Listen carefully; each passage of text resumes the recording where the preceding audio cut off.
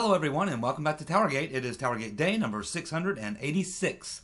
686, Thursday, February the 7th, 2019. Thank you so much for tuning in. Okay, before I get to the news of the day, just a couple more things on the President's State of the Union speech last night. And I did have a chance to go through the comments section today. I wasn't able to respond to any comments. I was just too busy. But I did scan down through there and look at the comments, and it looked like just about everyone really liked the State of the Union speech. And remember, when I did the video from yesterday, I did the video right after the speech because it didn't end till like 10:30 or something, and which is much later than I normally. I typically do my videos around 8 o'clock p.m., but it was like 10:30 before I even got to do the video last night.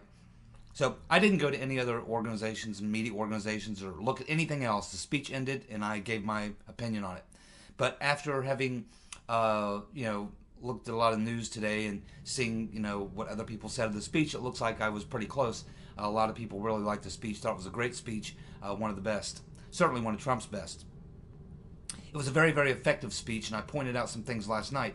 But after 24 hours, having some time to reflect on it, I discovered two more things that just popped into my head that tell me it was a really, truly great speech. And not only that, he actually laid out something last night. I think it tells us a lot about what he's going to do in 2020. And if my perception of that is correct, then it's going to be devastating for Democrats in 2020. I'll tell you about that in just a second.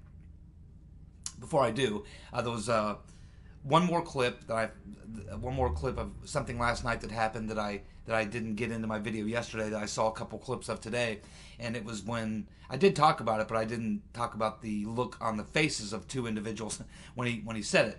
I'm talking about the line when he said that America will never be a socialist country. Well, when he said that, the camera panned directly to Bernie Sanders and Ocasio-Cortez. And the look on their faces, man, was just absolutely incredible. They both look like, they just lost their, like their dog died or their best friend died or something. They really looked hurt, deeply troubled. They looked like defeated. They definitely were not happy to hear Trump say that America will never be a socialist country. It just, Ocasio-Cortez and Commie Bernie both were just, you could just see it just devastated them to hear him say that and to know that he's correct. So I'm sure a lot of you have seen those clips by now. It's all over the place. I'm sure everybody's seen it. And so yeah, that was another epic moment. The looks on people's faces and the responses to a lot of things Trump said were just epic. And I think that they'll come back and revisit us again in 2020 during the campaign. We also had the two polls that came out today, the CBS poll and the CNN poll, which just blew everybody away because the CBS poll put the approval of Trump's speech at 76%. CNN had almost the exact same number of people as CBS. So here's two left-wing networks, and especially CNN, which is nothing but trash the president day in and day out.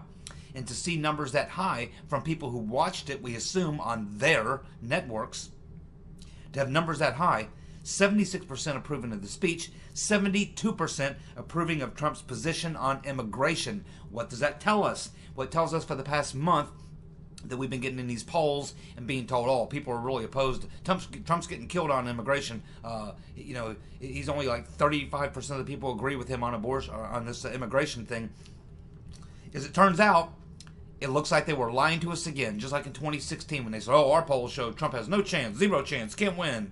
Well, they've been obviously doctoring these polls because if 72% of people who watch CNN and CBS agree with his position on immigration, then that doesn't reflect the polls that they've been telling us about for the past month, showing that only like 30 or 35% support his position. Now, maybe he did so well in making the case last night that he doubled his numbers. That's possible, but I kind of doubt it. I think he could get 10 points more, or 5, 7, 8, 10 points more, but not double, which tells us they've been, rigging the polls, which is what they're always doing. So, I think that's clearly what we can see happening here. And what was even funnier was CNN was so astounded and dumbfounded by the number they saw on their network that they had to bring in the crew to try to debunk the good poll number on the speech. And the argument they tried to make was, well, yeah, but it's a Republican president, so probably it's almost all Republicans who watch the State of the Union. Probably a lot of Democrats didn't watch. Really? Well, these were CNN and CBS polls. Do you think a lot of Republicans tuned into CBS and CNN to watch Trump's State of the Union? Why would they do that? Considering the White House had their own live stream, their own feed, live stream. That's where I watched it. I watched it on the White House's live stream feed. But Fox News also live streamed it on two different Fox's regular Fox and Fox Online, the Fox.com. Both had live coverage. And you had three or four other, at least I'm sure, three or four other what you would consider right-wing or conservative or Republican or whatever news sites also running it, along with just about all the left-wing sites. But these polls were taken. These were CNN and CBS polls. These are CBS and CNN viewers, not Fox viewers. And the idea, well, it was all Republicans watching Democrats. No, that's not true. Tons and tons and tons of Democrats were watching the speech because they wanted to see Trump fail. They wanted to see him fall on his face. They wanted to see him say things that were controversial. They wanted to see Democrats in the gallery making faces. They were expecting to see some fireworks. They were expecting to see some resistance activity. They were expecting to see some kind of event. Everybody was looking for something like that. Democrats were watching that speech just as hard as Republicans were. And Trump did a masterful job and looked great. And the Democrats, they looked very weak and defeated. He kicked their ass, and everyone knows it. Okay, moving on to some other news. Well, it appears that Senator Spreading Bull, formerly known as Pocahontas, a.k.a. Elizabeth Warren, is likely done. Yesterday, a photo of a card that that Senator Spreading Bull filled out with the Texas Bar Association to get a license to practice law in Texas, which shows Senator Spreading Bull identifying herself as an American Indian. It became public. It became public. And even the left-wing media were on her today, questioning her about it and asking her. And so this should just about finish off Senator Spreading Bull. And I don't think she can recover from this because it's going to dog her and dog her and dog her and dog her. When Trump labeled her as Pocahontas, when Trump labels you, whether it's Crooked Hillary or, any of these names, Low Energy Jeb, once Trump brands you, you're done. And the worst thing that you can do is have more evidence come forward that proves that you are exactly what he's branded you as. So here's just another example, and there will be more. She probably spent years filling out applications like these, identifying herself as an American Indian, when she's nothing of the sort. But we will give her the honorary title of Senator Spreading Bull. So I think that pretty much you can stick a fork in Senator Spreading Bull. She is done. Probably well done. See ya. Okay, the Democratic freak show, the freak show circus known as the Democratic Party, the Demo-Commie Party, continues in Virginia. This story is getting crazier and crazier all the time. I'm sure many of you are following it. For those of you who are not, here's the latest. So, this alleged sexual assault victim of the Lieutenant Governor, Justin Fairfax, has released a statement yesterday saying, in fact, describing their alleged sexual assault. And of course, this woman's name is Dr. Vanessa Tyson. She says that Lieutenant Governor Fairfax used physical force on her to force her to give him, Fairfax, oral sex. A lot like what Slick Willie was known for. Same type of thing. Fairfax, of course, is still denying it, saying it was consensual. Meanwhile, you have the Northam, the governor, still has not resigned. I can't imagine that, but he's not resigned yet. I still think he will be forced to, but at this point he still has not. And of course, the lieutenant governor thinks that this sexual allegation may have come from his people to try to protect him. So there's obviously a dispute now between the governor and lieutenant governor. Then yesterday, we have NBC News reporting that on Monday, Fairfax, the lieutenant governor, used profane language in a private meeting, referring to Dr. Tyson, or saying something about this Dr. Tyson, the alleged victim, where he said something of like, F that bitch. F that bitch. And he's not denying that he said F that bitch. So, Then we have the attorney general, who would be next in line if the governor and the lieutenant governor were forced to, resign or leave. That would leave the attorney general, who would be next in line. His name is Mark Herring. Now, once Mark Herring, Herring, once Mark Herring heard about the blackface episode with the governor, he came out against the governor, suggesting he should resign and it was a bad deal and he did the blackface thing and all that. Okay, that's what this attorney general said. And then yesterday we find out, and this attorney general admits that he too donned blackface back in the 80s. So he criticizes and said the governor says he should step down for the blackface thing back in his 1980s. At the same time, the attorney general, did the exact same thing, and now he's been forced to admit it. So now you have the governor, on the teetering on the edge because of his blackface situation. You have the lieutenant governor facing these sexual allegations from a fairly solid source, it appears, with a lot of evidence. And of course, we are living in the Me Too era, and the era of you have to believe a woman. And now you have the third man in line, the attorney general, who criticized the governor for wearing the blackface, now admitting that he wore blackface.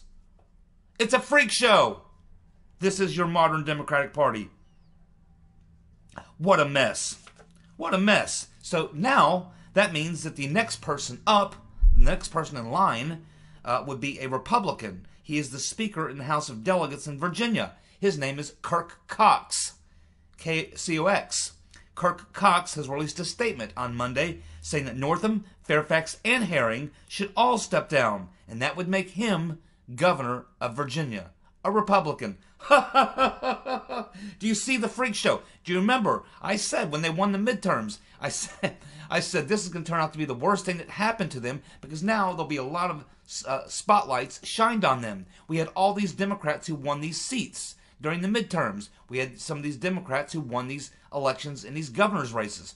And they are feeling very empowered by the left wing of their base, which are a bunch of commies and social justice warriors. That's who's empowering them. So they now must feel like they're in some sort of a comfort zone where they can come out and say things and do things and admit to things which they know they'll be embraced by this far left of their party, but they're forgetting that there are still normal people out there who are not far left-wing commies, who are not crazy social justice warriors, and they're looking at this stuff and they're being freaked out by it. The Democratic Party is a freak show circus, and I believe, as I'm about to explain to you, that in 2020, we're going to see one of two things. Either the Democratic Party is going to have to completely disavow socialism and leftism and communism and all this other crazy stuff, late-term abortion, all this stuff, or, post-birth delivery, post-birth abortion, these things. They're going to have to totally disavow that stuff, or that party will be destroyed. Destroyed.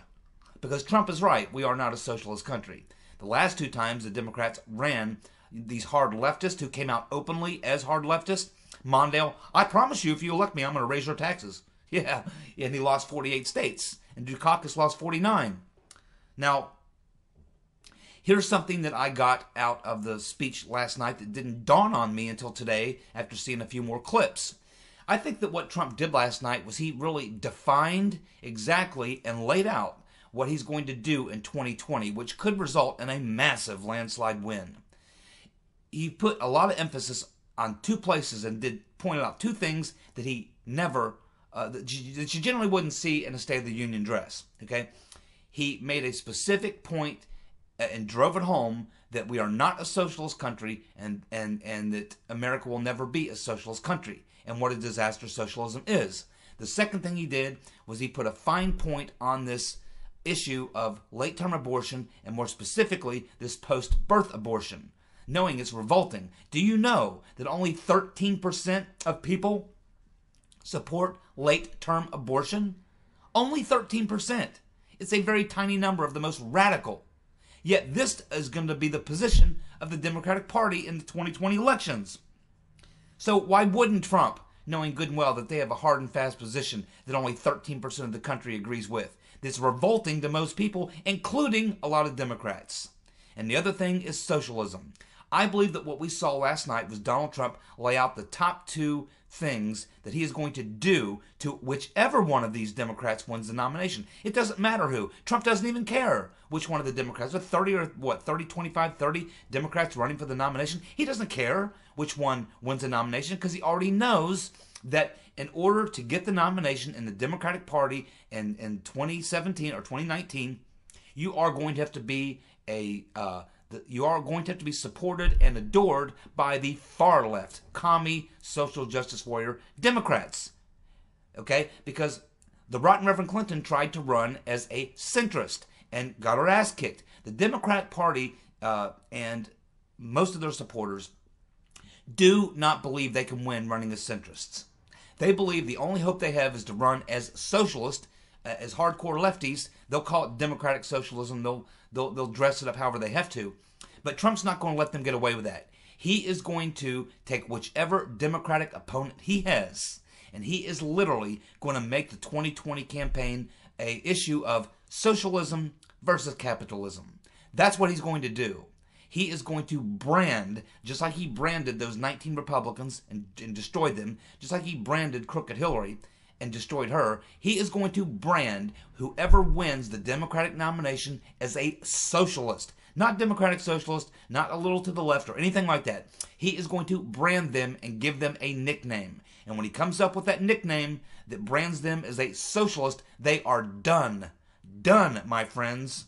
Trump could win in a massive landslide as a result of that. He's also going to put them in a position where they are going to have to, he's going to put them right on the spot and say, do you support late-term abortion? Do you support late-term abortion? Knowing good and well that they cannot say no because so much of their base is so invested in abortion, and especially late-term abortion, in their mind. So, knowing good and well that only 13% support it. So he is going to take his Democratic opponent and destroy them by making them into a socialist, which they are, a communist, whatever you want to call it. He is going to successfully brand them as a socialist and make 2020 about socialism versus capitalism. He doesn't even care whose name is there. It doesn't matter. He is going to erase all that. This person's name will not matter. Kamala Harris, Cory Booker, it doesn't matter. It doesn't matter. They are going to be the socialist versus the capitalist. That is the race that he's going to force them into, thanks to them. Then, once he gets them there on that stage in those debates, and with the world watching, he is going to force them to stand up for late-term abortion. Those two things are going to result in a landslide victory for Trump in 2020. That's what I think. Brilliant move. Absolutely brilliant. Man, he's thinking way ahead. And these Democrats, a lot of them know it. I mean, they're either going to have to admit to being socialist, which will result in them losing a massive landslide and will cause them to have to completely rebuild the Democratic Party. They'll probably lose another, at least one or two more presidential elections before they get that done. They'll have to weed out all the socialists, realize that was a horrible mistake to go down that road. They'll have to totally rebuild the party from the ground up. And that will take some time, and they'll lose a lot of seats in Congress, and they'll lose a lot of, at least one, maybe two presidential elections in the process of rebuilding the party. Or they will look at it and they'll decide that they have to move to the center and try to run more to the center like a centrist or something like that, in which case they'll still lose. In which case, if that happens, then the hardcore base of the Democratic Party will be furious, because they'll say the reason you lost is because you didn't stand on socialist principles. You moved to the center and tried to run as Republican light, as capitalism light, and you fell right into Trump's trap, which means the left is going to force the Democratic nominee to run hard left. And it's either going to destroy their party because they did run hard left, or it's going to destroy the party because they tried to move to the center and their base abandoned them.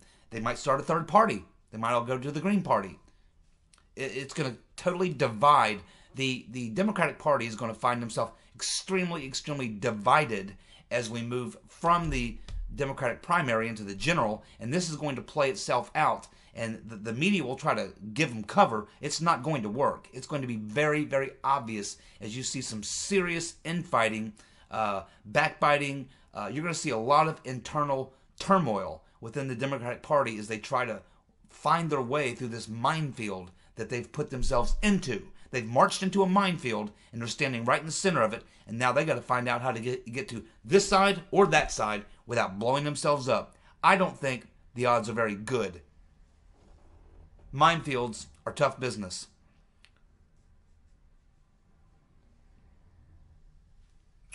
That's my analysis. That's my opinion. John Solomon has written a new article about Uncle Bob the Executioner Mueller. He has pointed out something that I didn't know. According to John Solomon, Uncle Bob the Executioner Mueller was hauled in before the FISA court to address the enormous number of instances where his FBI cheated on FISA warrants, which led to Uncle Bob the Executioner being forced to set up the Woods procedure.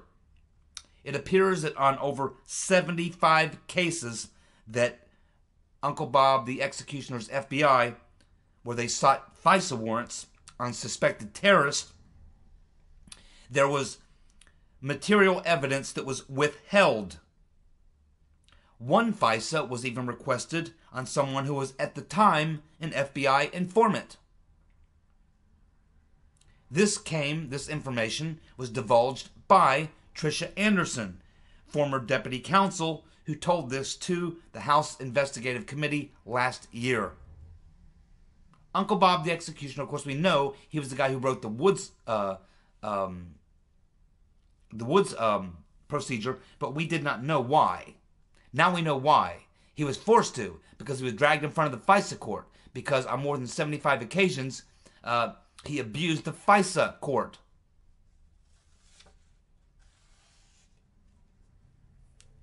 You need to get right on that, Mr. Barr. You need to get right on top of that. Well, we have this writer for The Atlantic, Gemayel Hill, and if you remember, she used to work for CNN. She got blown out at CNN and fired because of various comments that she made, anti-Trump comments and various other comments that were perceived to be, ugly comments. She called for, on a Twitter tweet the other night before the speech, she called for Alexandra Ocasio, Marty Feldman Eyes Cortez to lead a plot to assassinate President Trump during his State of the Union speech. Yeah, that's probably not a good tweet to send out. I assume that she will be getting a visit from the Secret Service. However, being as how she's working for The Atlantic, she'll face no repercussions there. They would certainly endorse that, by the way. She'll be fine at The Atlantic. But I bet The Atlantic doesn't pay near as good as ESPN. She blew that gig. She might find herself, well, she will definitely find herself getting a visit from the Secret Service for that one. Yeah, that'll get you every time. And of course, we had the bug-eyed fool, Adam Schiff, completely ignoring the advice of the president last night, and I think he's going to regret it.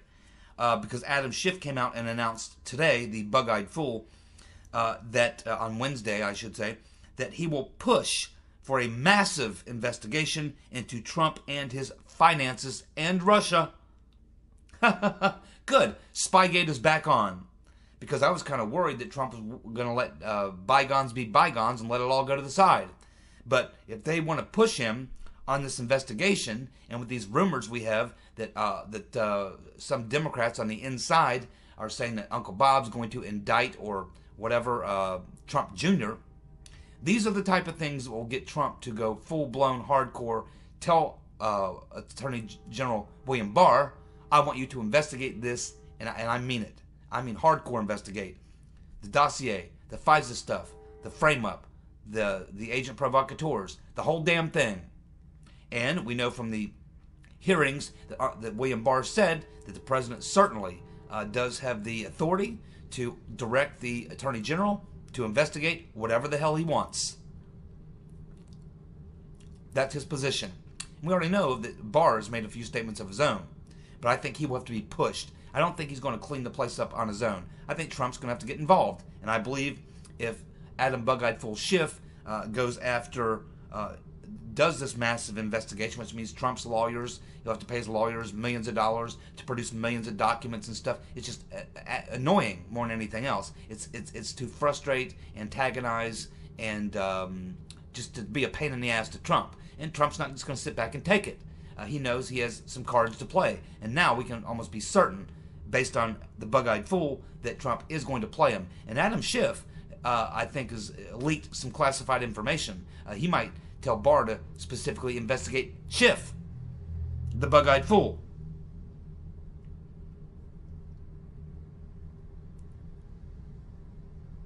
And we also have, of course, the reports, rumors that Uncle Bob may indict Trump Jr. I would think that that would be a very, very bad idea. Very, very bad idea. He's not going to get Trump Jr. on anything other than, at the very most, a process crime of misleading statement or something like that. But Trump will absolutely freak out on something like that, and he will defend his kids. You can bet on that. And he will look into he will order an investigation into Uncle Bob the Executioner, every damn thing he's ever done in his life, including his pit bull, Mr. Weissman, who should absolutely be incarcerated as we're speaking. Those two guys, they try to roll Trump Jr., they could very well find themselves in some serious legal jeopardy, getting SWAT raided, maybe doing some time in the hole, having their careers ruined, being bankrupted. They're playing a very, very dangerous game at this point. Well, there's a video clip, again, from the State of the Union speech. I never saw this when it went down. I missed it. But there's a video clip going around, and, you can make of it what you will. But it's being suggested here that when Trump made the comment about this Right to Try Act, which is a bill that they got signed that allows people with various illnesses to try experimental drugs. And this was something that Kristen Sinema, the nut Kristen Sinema, in the hot pink dress, the crazy woman, that she supported. And so when Trump announced that they got this done, she stood up and started clapping and smiling, was very happy about that. At which point, it appears from the video, and what people are saying, is that this other freshman senator, female, who got elected in 2018, named Jackie Rosen, looked over at Sinema and said, like, watch your ass. Watch your ass. So, and apparently Sinema gave her a dirty look. And that's what's going around based on that video. I don't know what, how much that's true, if that's what she said or whatever, but it's something that's out there. It's very interesting. And also, I think they were kind of pissed because Kristen Sinema was supposed to be wearing all white, and she showed up in a hot pink dress. I think she's one of those kind of crazy liberals that kind of marches to the beat of her own drum. I don't know that she falls in line necessarily with all other libs. I think she's kind of one of those way outs. The way outs. Yeah, one of the way outs. She kind of goes her own way, you might say. She's not always going to be where you think she's going to be. She's a nut, and she needs to be disposed of in the next election. But for the meantime, she will provide plenty of entertainment. And hopefully she won't be arrested in the hallways of Congress as an alleged prostitute. Because the way she dresses, you could think, wow, there's a prostitute in the damn she's walking down the hall. Arrest her. And then they find out she's a senator. Sorry, Senator. We didn't know you were a senator. We thought you were a prostitute. Okay. Trump is going to give a rally on February the 11th, right on the border at the El Paso border in Texas.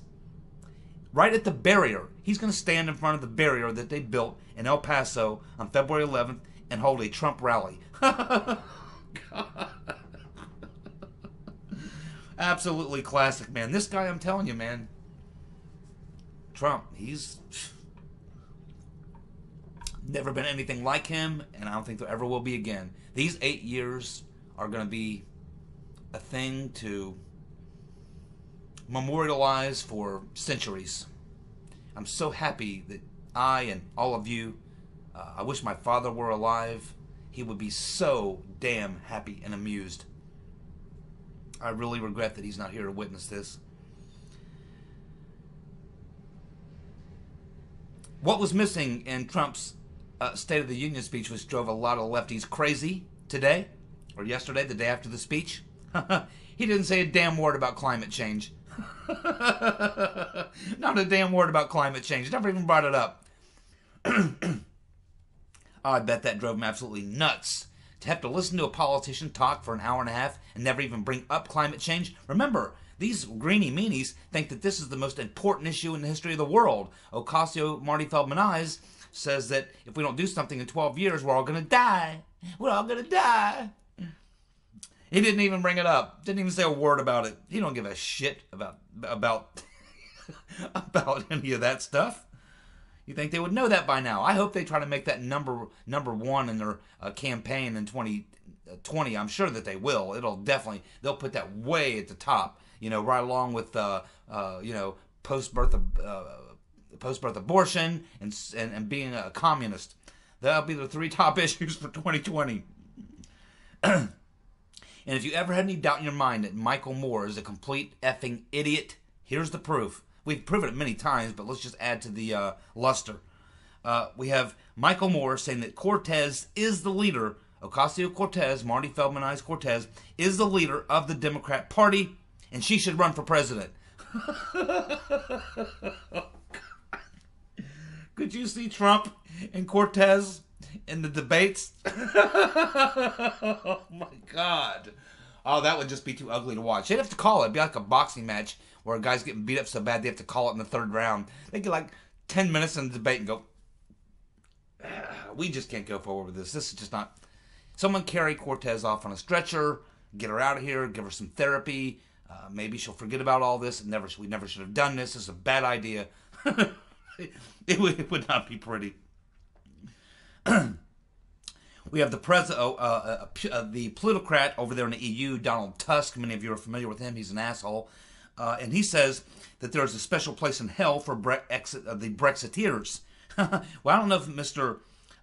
Tusk understands this or not, but, you know, I said a couple, I guess maybe, 2 years ago, I did a couple videos on the EU, and I said that the EU is at the beginning of the end of the collapse. And as I explained many times before, the way these collapses happen is I say they first collapse very slowly and then very quickly. First, very slowly, and then very quickly. That's how all empires collapse. And this is what you see with the EU. It's been moving in that direction for a while. But I believe in the next 2 years. In fact, I will be surprised if the EU still exists in its present form in 2 years.